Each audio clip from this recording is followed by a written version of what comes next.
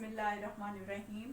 9th class हमने exercise 1.2 का question number 1 जो है दोनों मेथड से ग्रामर रूल और इन्वर्शन मेथड से कंप्लीट कर लिया है। नेक्स्ट जो है अब वर्ड प्रॉब्लम है।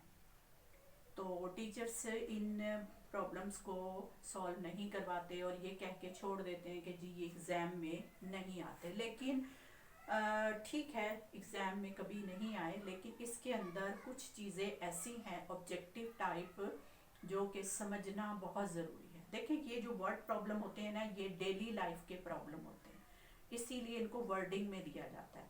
तो वर्डिंग को इक्वेशंस में चेंज करना, फॉर्मूलाइज में कन्वर्ट करना, यही एक टेक्निक होती है। मैथ एक ऐसा सब्जेक्ट है जो कि न्यूमेरिकली हमारे डेली लाइफ के प्रॉब्लम्स को सॉल्व करता है।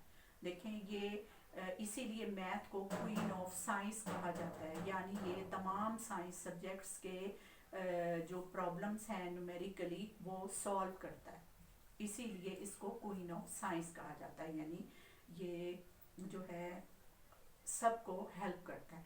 तो अब यहाँ पे जो ये क्वेश्चन है, इसमें सबसे पहला जो क्वेश्चन नंबर 2 है, ये length of the rectangle is 4 time its width.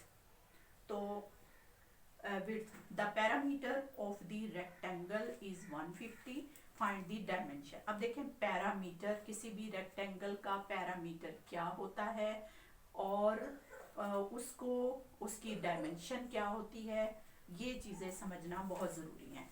तो सबसे पहले तो मैं आपको ये छोटी छोटी चीज़ें आपको बता दूं। देखिए, ज्योमेट्रिकल शेप है एक रेक्टेंगल, इस तरह की शेप को जिसकी लेंथ ज़्यादा हो, विड्थ कम हो, ये इस तरह भी हो सकती है, इस तरह भी हो सकती है, ठीक है ना। ये देखिए, इस तरह वर्टिकल फॉर्म में भी हो सकती है। बस फर्क क्या है कि इसकी लेंथ और विड्थ इक्वल नहीं होगी, कभी लंबाई ज़्यादा होगी, कभी चौड़ाई ज़्यादा होगी, इसलिए हम इसको रेक्टेंगल कहते हैं। तो अब इसकी डायमेंशन क्या है? डायमेंशन कहते हैं हम उसकी साइडों की लेंथ, यानी उसकी लेंथ क्या है,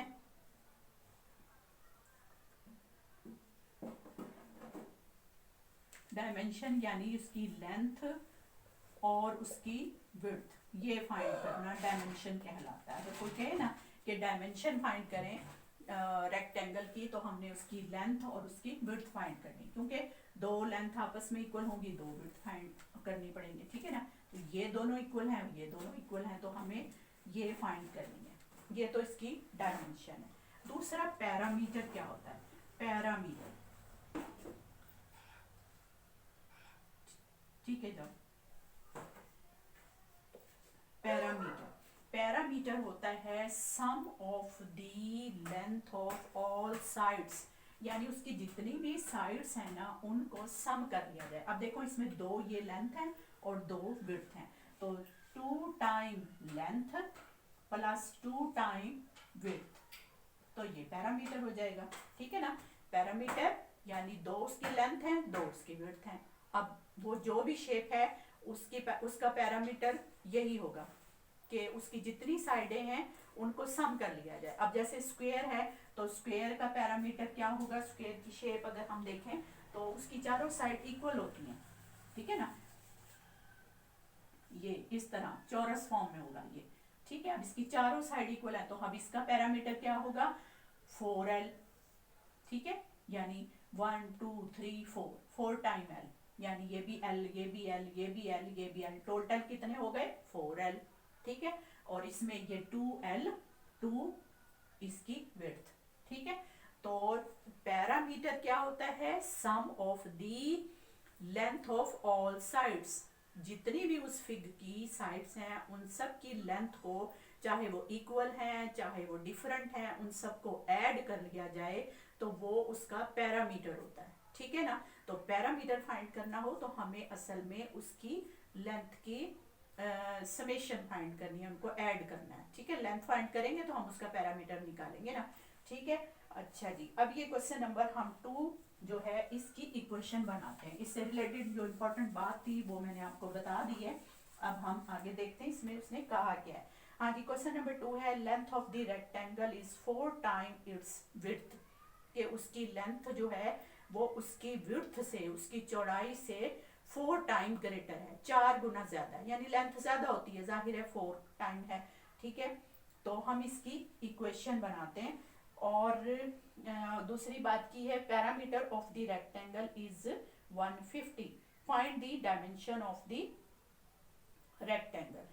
ठीक है, तो एक तो उसने विड्थ से कंपैरिजन किया है, तो वो हम फिर विड्थ को ही पहले सपोज कर लेते हैं। ये क्वेश्चन नंबर 2 में ले रही हूँ।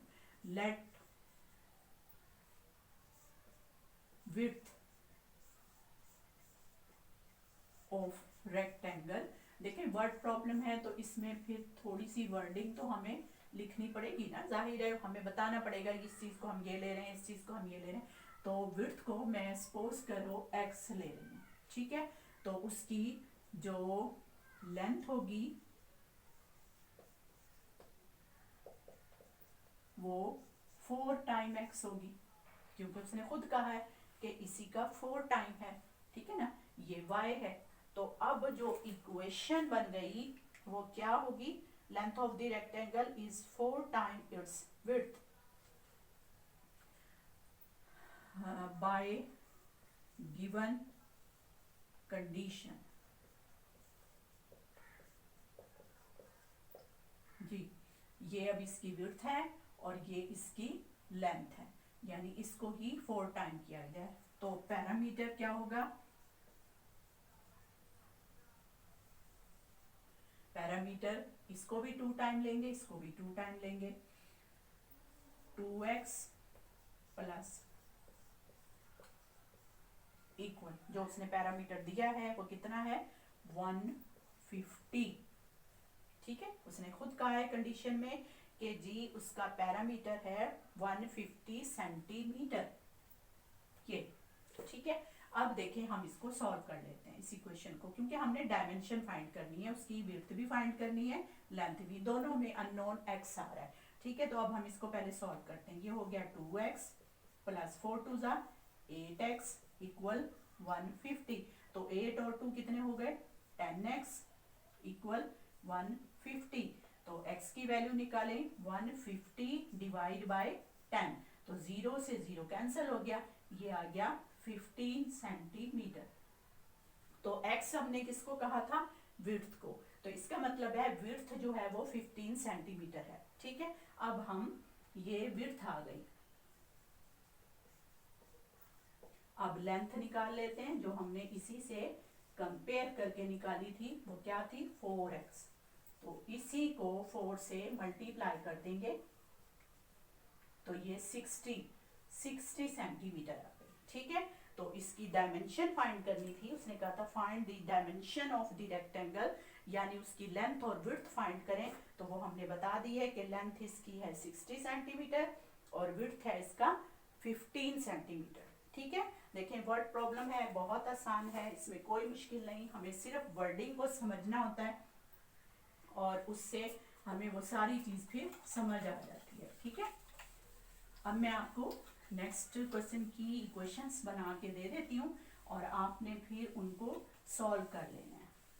ठीक है जी, next question number 3। Question number 3 में उसने कहा है 2 sides of the rectangle differ by 3.5 centimetre. Differ मतलब उनका फर्क, उनका डिफरेंस, उनका माइनस। तो रेक्टेंगल की शेप में मैं आपको बता दूं, सपोज कर लेंगे x है और ये y, यानी ये लेंथ है और ये विड्थ है। तो बाय गिवन कंडीशन,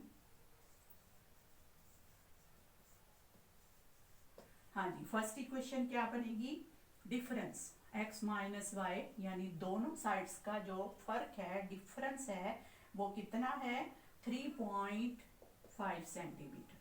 ठीक है, दूसरा उसने कहा है the parameter of the rectangle is, जी क्वेश्चन नंबर 3 में find the dimension of the rectangle if its parameter is 67 centimetre. Parameter फिर वही 2 टाइम दिस, सम करेंगे हम इसको, दूसरी 2x plus 2y equal 67 centimetre. ठीक है, तो ये हमारे पास जो है दूसरी इक्वेशन आ गई। ठीक है, अब देखें इसको अगर पॉइंट को अगर आप खत्म करें ना तो इसका पॉइंट खत्म करके यहाँ 10 लगा दें। अब ये 10 फिर कहाँ जाएगा, इस 10 को इधर ले जाएं, दोनों तरफ मल्टीप्लाई करवा दें, तो ये इक्वेशन जो है ना दोबारा से 10x ny इक्वल 35 अब बन जाएगी। ठीक है, अब देखें हमारे पास ये वाली दो सिंपल साइमल्टेनियस इक्वेशन आ गई हैं। अब आप इन दोनों इक्वेशंस को जो है सॉल्व कर सकते हैं दोनों मेथड से, by Cramer rule, by inversion method, बहुत इजीली। और ये भी ना सोचें कि कौन सी इक्वेशन मैं पहले रखूं, ये रखूं या ये रखूं, उससे कोई फर्क नहीं पड़ता। आप दोनों इक्वेशंस सिर्फ इकट्ठी रखें, उनके कोफिशिएंट मैट्रिक बनाएं, ठीक है, यानी इसको मैट्रिक्स में कन्वर्ट करें और फिर उसको दोनों मेथड से सॉल्व कर लें। ये था जी question number 3। Next question number 4 की भी मैं आपको इक्वेशन बनवा देती हूँ, फिर आपने उसको भी सॉल्व कर लेना है।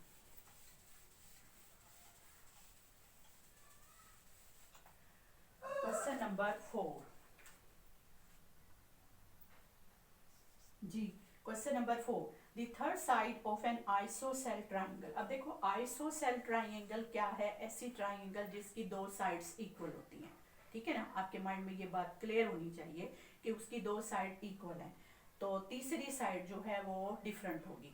तो अब उसने कहा कि जी एक जाहिर है दो साइड्स अगर इक्वल हैं तो उसके दो एंगल भी इक्वल होंगे। ठीक है ना, तो उसने कहा है third angle of an isosceles triangle is 16 degree less than the sum of the two equal angle. वो जो इक्वल एंगल हैं यानी इस तरह से हैं ये आइसोसेल ट्राइंगल, ये दो साइड उसकी इक्वल हैं तो ये दो एंगल भी इक्वल हैं। ठीक है, अब ये तीसरा एंगल है जो कि डिफरेंट है, तो उसने ये कहा डिफर करता है दोनों के सम से। तो अगर मैं इन दोनों एंगल को x ले रही हूँ बाय फर्स्ट कंडीशन,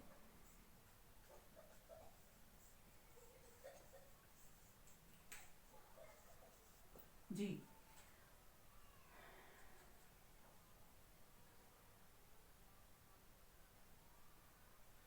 हाँ जी, इन दोनों एंगल को अगर मैं x ले रही हूँ तो इन दोनों का सम, ठीक है, और तीसरा एंगल जो है ना वो अगर y है तो वो डिफर कितना कर रहा है 16 से। ठीक है, तो ये क्या हो जाएगा 2x माइनस वाई इक्वल 16। ठीक है, एक इक्वेशन ये बन गई। दूसरी चीज वो कह रहा है find the three angle of the this. तो दूसरी इक्वेशन जाहिर है दो अननोन है इसमें x और y, तो हमें दो इक्वेशन चाहिए होती हैं। ठीक है, तो दूसरी इक्वेशन हम खुद बना लेते हैं। वो क्या है कि हमें पता है कि किसी भी ट्राइंगल के अंदर जो तीन एंगल होते हैं ना उन तीनों एंगल का जो सम है वो हमेशा 180 डिग्री होता है। ठीक है, दो एंगल तो x x है, तीसरा एंगल y है, तो हम सेकंड कंडीशन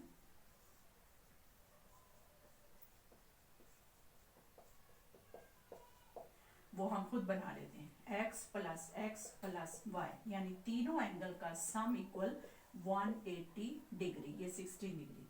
तो ये क्या हो जाएगा 2x plus Y equal 180 degree. अब हमारे पास दो इक्वेशन आ गई है, एक equation 2x minus Y equal 16 है, दूसरी equation 2x plus Y equal 180 है। अब इन दोनों इक्वेशंस को आपने साइमल्टेनियसली सॉल्व कर लेना है by two method, matrix inversion method और क्रैमर रूल। ठीक है, मैंने आपको इक्वेशन बना दी है, अब बहुत इजी है, आपको दोनों मेथड बहुत अच्छे तरीके से समझ भी आ गए, तो आप इसको दोनों मेथड से सॉल्व कर लेंगे। नेक्स्ट हमारे पास क्वेश्चन नंबर 5 है, तो इसकी भी मैं आपको इक्वेशन बना देती हूँ ताकि आप उसको भी सॉल्व कर सकें। कोई मुश्किल नहीं है इन प्रॉब्लम्स को, ये नहीं कि बगैर सोचे समझे आप इसको सिर्फ छोड़ दें, उनके अंदर की चीज़ों को डीपली समझा करें, देखा करें, समझा करें। बेशक देखिए हर चीज़ एग्जाम के पॉइंट ऑफ व्यू से ही नहीं देखी जाती, जैसे अब कॉन्सेप्शनल मेथड होता जा रहा है तो चीज़ों को समझें। अगर वो क्वेश्चन नहीं आता, खुद नहीं आता, तो उसके अंदर की जो छोटी छोटी चीज़ें होती हैं ना वो किसी भी तरीके से पूछी जा सकती हैं, एमसीक्यूज में या कॉन्सेप्ट्स में या शॉर्ट क्वेश्चन में। देखें ना, अब यहाँ पे पूछा जा सकता था व्हाट इज पैरामीटर, यहाँ पे पूछा जा सकता था कि जी किसी भी फिग की डायमेंशन कैसे फाइंड करते हैं या डायमेंशन क्या होती है।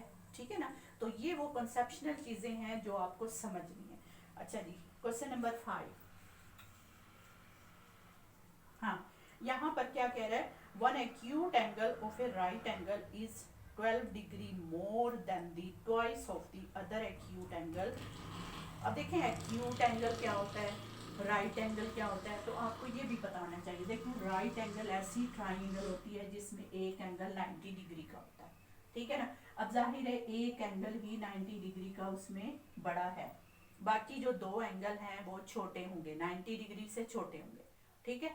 अब ये भी है क्यूट, और छोटे को क्यूट हम कहते हैं ना, छोटा सा बच्चा क्यूट, क्यूट मतलब छोटा, छोटा सा मासूम सा।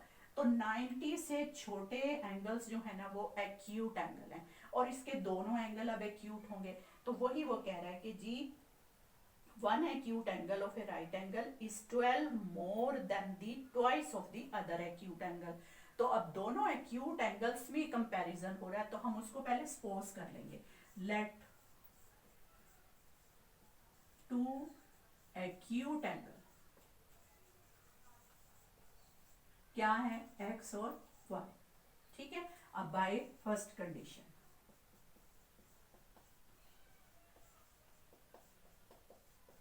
फर्स्ट कंडीशन जी,